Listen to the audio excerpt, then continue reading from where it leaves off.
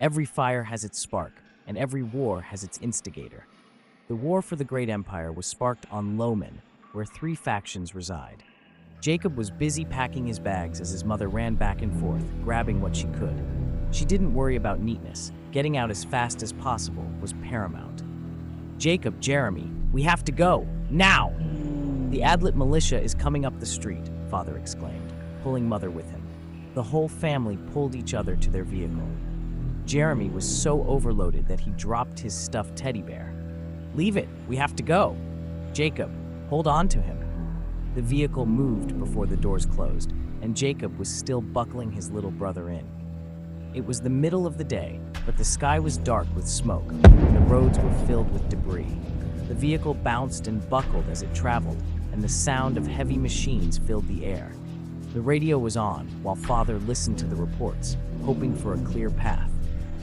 All humans must evacuate. As we stated earlier, the Adlet militia has taken over the Capitol building. The governor and General Laren are in Adlet custody. Terra Prime has not issued a statement and has refused to take a position. Frontier has rendered assistance for the human evacuation. "Of course not," Dad said. "We're stuck in a game of politics. King Lanner got too powerful for Terra Prime." Dad hit the armrest on his seat. "I warned Evan that this would happen. Even Terra Prime can turn on their own." Mom grabbed his hand for reassurance.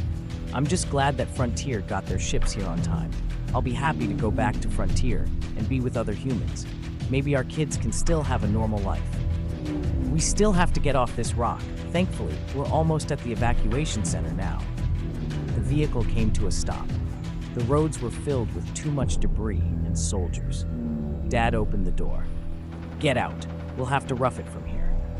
Outside, the shooting was much louder. The family ran through the wreckage of buildings and cars and finally reached the doors of an old sports stadium. The Frontier guards ushered them in. "You're lucky you got here in time. These are the last 2 transports out," one said as he closed the door behind them. Hundreds of people pushed and shoved their way to get on the transports. The family was quickly scooted into line. "Jacob?" Mother turned frantically, searching. "Where's Jacob?" "I have Jeremy. You find him," said Dad, holding Jeremy in his arms. Mom moved back out of the line to look for her lost son. An explosion rocked the building and blew open the doors. "Jacob, Jacob," Mom screamed while pushing through the crowd. The explosions from outside grew louder.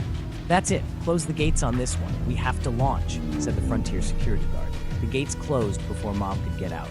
"My son, he's lost. Open the gates." Mom shook the gates with her hands. "Get in the ship, ma'am. We'll put him on the last transport."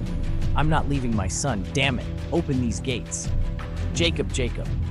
By this time, Mom was in tears and fighting the guard. "Lieutenant, get this woman on the transport," ordered the guard. "I'll get your son, ma'am." The lieutenant forcibly hauled Mom into the ship as the doors began to close and the engines fired up. "Direct everyone who's left into the last ship." As the ship took off, several blasts hit it.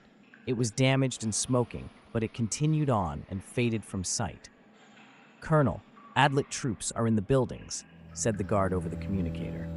The colonel turned to the guards. "Protect the civilians. Engage any Adlet in the building. Kid gloves are off. They don't care we're non-combatants." All the Frontier troops fired on the Adlet entering the building. But the Adlet paid them no attention, instead focusing their fire on the last ship until its eventual destruction. Jacob was hiding in another part of the building. He knew this wasn't good. As anarchy broke out, he found a hole in the wall and left the building. He didn't know where to go. He just knew he had to get away from the shooting. He ran down several streets, holding his head low. Debris fell from the sky as shooting hit the buildings. A group of Loman troops ran down the street in front of him. "Help me," he screamed. These weren't humans. They were Terran soldiers in the Loman army. Terrans looked human. They were biological constructs. They were too perfect, except their eyes would occasionally reflect light in a way that no humans would. "Out of the way, kid," said a soldier. Another turned to him.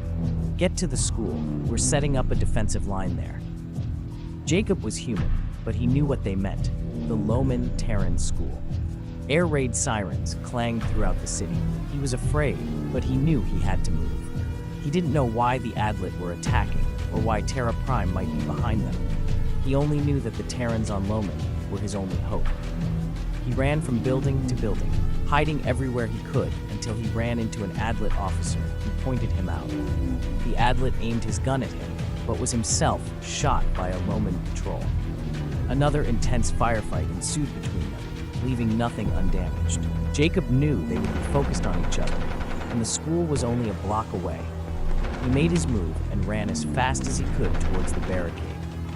"Hold it, it's just a kid," said the soldier behind him. "Someone get him out of the line of fire." Another soldier ran out and pulled him in. "Get inside the gym, kid." Although thankful, he didn't hesitate. He ran for the school and pulled open the heavy door. Inside was packed with refugees. He walked his way through, timid and lost. What was to become of him? A small group of bigger kids surrounded him. "Terrence, look, a new kid. He doesn't go to our school," said one, trying to look tough. "I think he's a human. You know Adlet and humans are closely related," said another. "You think he's human?" "Let's find out," said Terrence, rubbing his hands together.